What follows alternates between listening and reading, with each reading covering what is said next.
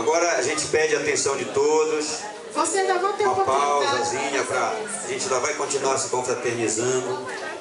Mas eu queria agora que todos ouvissem esse texto que nós vamos ler, nós vamos citar aqui, que está na Palavra de Deus, na Bíblia Sagrada. E eu queria que você, à medida que nós fôssemos lendo, você fosse comendo cada palavra da Palavra de Deus. Porque a Palavra de Deus, ela é alimento para a nossa alma. Uma vez Jesus disse assim, olha, não só de pão vive o homem, mas de toda a palavra que sair da minha boca. O pão, nós tivemos ali, começamos a nossa festa com uma mesa muito bonita, tinha até um bolo lá, parabéns, a confraternização da família. E nós precisamos ir lá e comemos dessa mesa farta.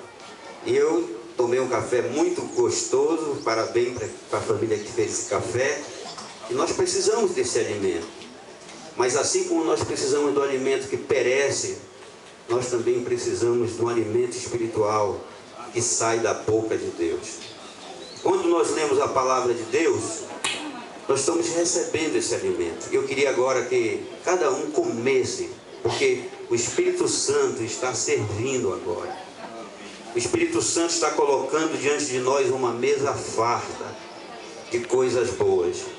Eu quero ler o Evangelho segundo escreveu São João, no capítulo 12. Eu vou ver só 3 versículos. E nesse versículo tem coisas muito interessantes que tem a ver com o que está acontecendo aqui nessa manhã. E eu queria que você ficasse atento. A minha esposa vai ler capítulo 12 de João, versículo 1, 2 e 3. Diz assim, 6 dias antes da Páscoa, foi Jesus para Betânia, onde estava Lázaro, a quem ele ressuscitara dentre os mortos. Estava quem? Lázaro.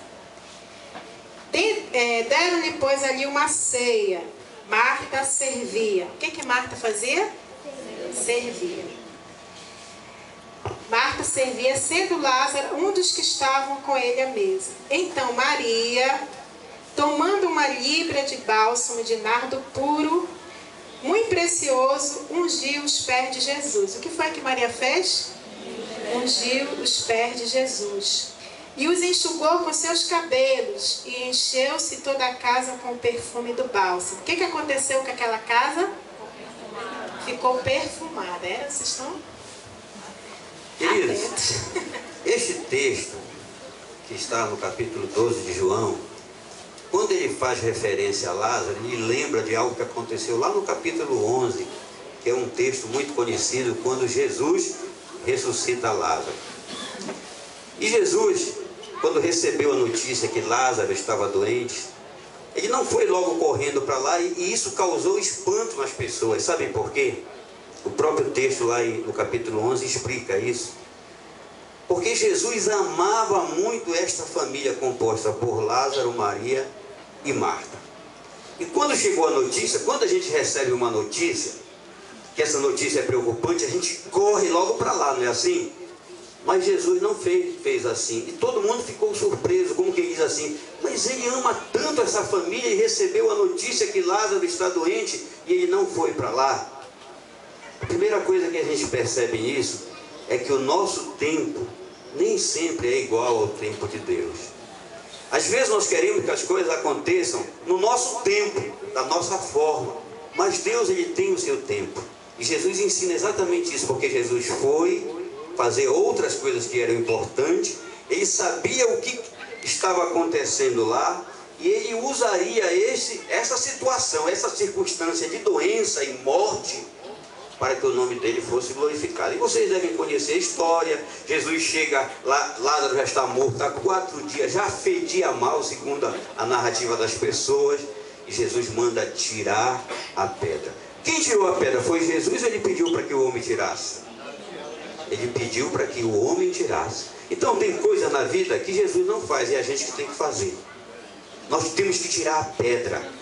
Pedra ali representava os obstáculos, a dificuldade, a falta de fé, o ceticismo, né?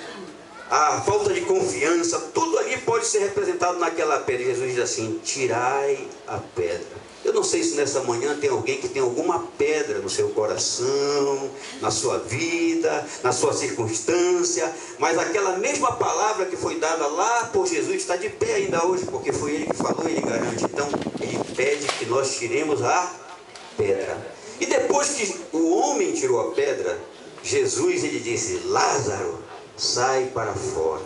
Olha só, palavra de poder. Aquela palavra ecoou na caverna e Lázaro ressuscitou e saiu para fora. Mas eu não quero falar sobre a ressurreição de Lázaro, porque quando aconteceu isso, todo mundo ficou: verdadeiramente esse homem é poderoso, verdadeiramente esse homem é Deus. Todo mundo ficou crendo em Jesus depois do milagre. Tem gente que é assim, só quer crer se vê o milagre, só quer crer se acontecer algo sobrenatural. Mas Jesus diz assim para Tomé: olha, Tomé, é bem-aventurado aqueles que não viram e creram. Então a fé, eu estou falando de fé, porque fé tem a ver com família, porque família passa por problemas, família passa por circunstância, e quando tudo parece impossível, a fé entre a ação e o impossível, o milagre acontece pela fé. Eu não sei aqui o que cada família está passando, eu não sei a circunstância, mas o texto que nós estamos meditando tem aqui alguns segredos que eu queria meditar com vocês nesta manhã. Segredos, revelação de Deus, porque eu estou falando daquela família que passou por aquela circunstância de morte, de perda, choro, e depois ela viveu momentos de alegria com a ressurreição, com a renovação. Mas eu vou fazer uma pergunta a vocês agora aqui. Depois Lázaro não voltou a morrer? Sim ou não? Voltou a morrer Lázaro. Ele ressuscitou ali para uma manifestação do poder de Deus, para a glória de Deus, mas depois ele morreu novamente. Porque todos nós passaremos pela morte, mas com a morte e a ressurreição de Lázaro, o Senhor, ele nos ensinou um princípio bíblico que está de pé hoje, que diz assim: aquele que crê em mim, ainda que morra, viverá. E aquele que crê no Senhor jamais morrerá. E nos trouxe a doutrina da ressurreição. Mas eu não quero falar de ressurreição. Quando chegou no capítulo 12, nós estamos vendo agora uma situação que tem a ver com o que está acontecendo aqui. Jesus foi para uma ceia. O que é uma ceia? É uma refeição, é uma confraternização. Olha, uma confraternização. Nós estamos aqui ceando, já tomamos café. Jesus foi convidado para uma ceia. Primeira coisa que eu quero falar para você: Jesus ama ser convidado para uma confraternização. Jesus gosta de fazer parte de uma confraternização, tanto que ele foi. E foi muito feliz porque ele estava indo para uma casa de uma família que ele amava muito. A Bíblia declara isso. Aí você olha para a família, lá tem Lázaro, que tinha ressuscitado. Tinha motivos ou não tinha de estar alegre e oferecendo uma ceia para Jesus? Estava lá Lázaro. Estava Maria, e Maria diz aqui no texto que ela ungiu a Jesus, e estava Marta servindo naquela confraternização. Então Jesus, ele foi convidado para estar numa casa. Cada uma família representa uma casa. A casa é o abrigo das famílias. A gente passa, né, o ano todinho trabalhando. Eu, por exemplo, vou lá para Barcarena, junto com o Renato, né, Renato? A gente vai, a gente volta, mas a gente volta, sabe por quê, Renato? Porque nós temos uma casa que nos acolhe. Mas na verdade, o que é importante é aquele prédio como esse que está aqui, que está nos acolhendo. Não, é porque lá dentro daquela casa tem pessoas que nós amamos, que nos motivam a voltar. E assim na casa de Betânia, lá de Lázaro, Maria e Marta, Jesus foi gostoso e foi recebido naquela casa. E, queridos, eu observo nesse texto o comportamento das pessoas que estavam lá. Porque o que faz diferença numa casa é a casa, a beleza da casa, a riqueza daquela casa? Não. O que faz a diferença numa casa é as atitudes, o comportamento, o relacionamento das pessoas que estão naquela casa. Essas pessoas têm uma responsabilidade de tornar aquele lugar maravilhoso, agradável, ou tornar, em muitos casos, um inferno. Existem casas que o Senhor não pode mais entrar, porque se tornou um lugar onde Jesus não é aceito.